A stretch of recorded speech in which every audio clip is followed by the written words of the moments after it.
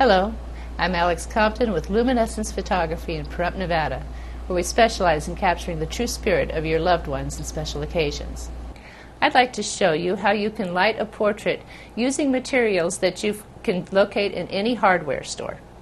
Here, I've just gotten your basic lamp with a reflector, a clamp-on lamp, and I've inserted, in this particular case, a colored floodlight to give a little ambient color.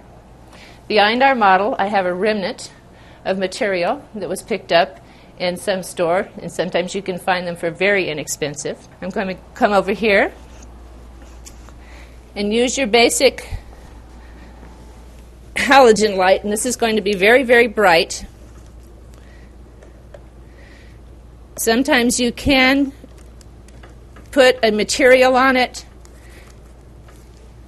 over the top of it, but because it's so hot, I prefer to bounce the light up to the ceiling, and I'm going to use a reflector and change the lighting. The reflector is homemade. It's just a piece of cardboard with the matte side of aluminum foil on the front of it. If you put the shiny side stuff on, it's going to make hot spots and leave like little diamond glare on the subject. So then I simply get behind the light.